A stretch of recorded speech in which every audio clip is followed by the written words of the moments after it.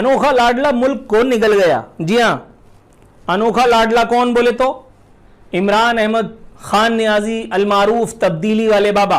पूरा पूरा एयरपोर्ट गिरवी रख करके अरबों रुपए लिए जा रहे हैं। ये साला जा किधर रहा है भाई? ये कौन खा कमा रहा है? आदमी के लिए सूरत हाल आज भी ख़राब है। आज भी वो परेशान है अपनी 2 वक्त की रोटी के लिए। आज भी उसकी तनख्वाह जो है वो महीना ख़त्म होने से पहले ख़त्म हो जाती है। और जो रोज़गार है ज़ाहिर है वो नहीं है, बेरोज़गारी बढ़ चुकी है, गुर्बत बढ़ चुकी है। खबर बहुत बुरी है। ये अलग बात के तबलची सोशल मीडिया दहशतगर्दों इसे एक तब्दीली के सुर्खिलों को बुरी लगेगी। अनोखा लाडला मुल्क कौन निकल गया? जी हां, अनोखा लाडला कौन बोले तो इमरान अहमद खान नियाजी अलमारूफ तब्दीली वाले बाबा।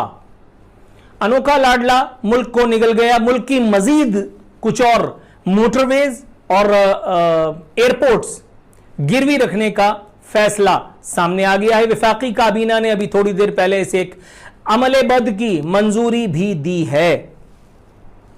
तो गोया सेलेक्टर्स का एतमाद रंग लाया। इस मुल्क में किसी का भला हो ना हो, लेकिन इमरान खान एंड कंपनी का, तबलचियों का, सोशल मीडिया दहशतगर्दों का, पीटीआई के सोशल मीडिया ब्रिगेड का, पीटीआई के एमएनएस का, एमपीएस का, पीटीआई को लाने वाले सेलेक्टर्स का जरूर भला होकर के रहेगा। बल्कि उनकी अगली पिछली तमाम नस्लें भी इंशाअल्लाह ताला खा कमा करके ही जाएंगी।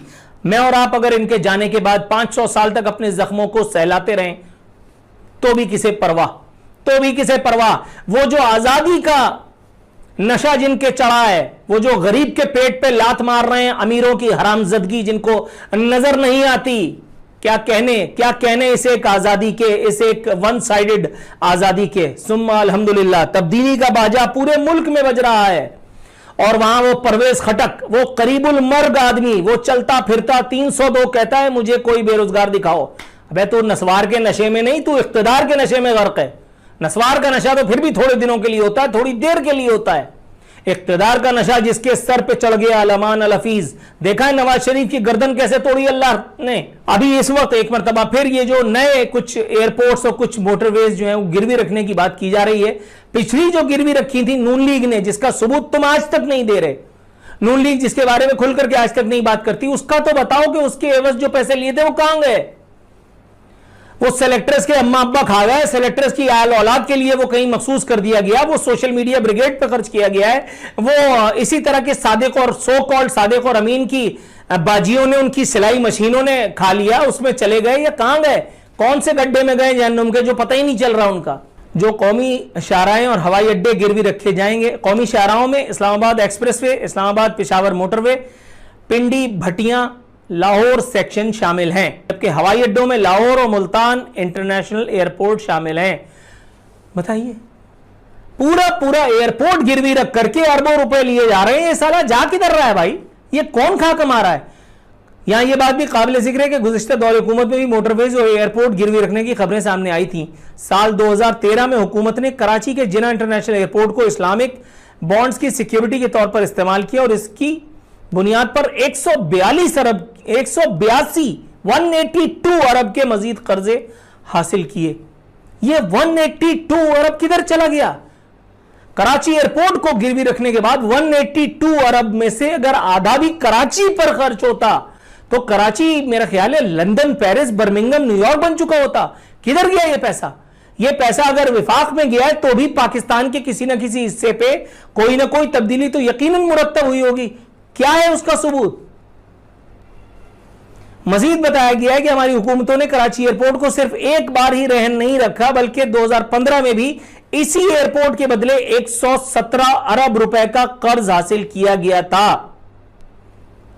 बताओ, 117 अरब रुपए 2015 में, उसके बाद फिर 182 अरब, ये साला 300-400 अरब रुपए का कर्जा सिर्फ एक कराची एयरपोर्ट के एवज। कई 100 अरब रुपए एक कराची एयरपोर्ट के एवज अगर लिया गया तो किसने खाया? ये एस्टेब्लिशमेंट की नजर हो गया। ये आपकी आजाद मुहकमे को आपने भत्ता दे दिया ताकि वो आपकी कारगुजारियों पर चुप रहे, नजरिया जरूरत के मुआविन बन करके। या आपने जमहूरियत के चाचे मामों का भला कर दिया, वो जो हर मर्तबा कभी नून लीग में, कभी पीटीआई में, कभी काफ लीग में, कभी जीम लीग में, कभी शीन लीग में, उनकी नजर कर दिया। भाई इसका कोई हिसाब किताब, कोई ऑडिटर जनरल वगैरह कोई इसकी बात करेगा? इमरान खान एंड कंपनी, वो अनमोल रतन जो परसों से मुझे गालियां बकने में लगे हुए हैं, वो हरामखोर, कभी इसके ऊपर बात करेंगे? वो जिसने अपनी वल्दियत में इमरान खान, नवाज शरीफ, आसिफ अली जरदारी या किसी और का नाम लिख रखा है, जिसने 250 रुपए के एवज, एक ट्वीट के एवज अपने जमीर को फरोख्त किया है, वो कभी इस बारे में बात करेंगे, लबकुशाई करेंगे? ये कई हजार अरब रुपए जो टोटल बनते हैं, कई सौ अरब रुपए तो सिर्फ कराची एयरपोर्ट के एवज हो गए, 182 अरब एक और 117 अरब रुपए एक, तो टोटल अगर मिला लिया जाए तो कितना पैसा होगा? मजीद सुनिए और सर धुनिए। साल 2017 में भी हुकूमत ने इस्लामाबाद लाहौर M2 मोटरवेट के इस्लामाबाद तक चकवाल सेक्शन को गैर मुल्की सरमायाकारों से $1 अरब हासिल करने के लिए रहन रखा, जबकि साल 2014 के दौरान हुकूमत ने मोटरवे का हाफिजाबाद तक लाहौर सेक्शन इस्लामी बॉन्ड्स के बदले मजीद $1 अरब, ये दो अरब रुपए साला लिया जा रहा है। ये किधर जा रहा है भाई?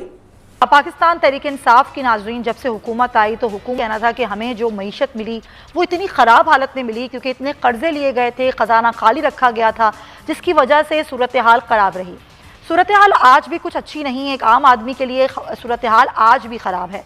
आज भी वो परेशान है अपनी 2 वक्त की रोटी के लिए। आज भी उसकी तनख्वाह जो है वो महीना ख़त्म होने से पहले ख़त्म हो जाती है, और जो रोज़गार है ज़ाहिर है वो नहीं है, बेरोज़गारी बढ़ चुकी है, गुर्बत बढ़ चुकी है, ये तमाम तर मामलात हैं। हुकूमत मईशत को बेहतर करने के लिए क्या काम कर रही है?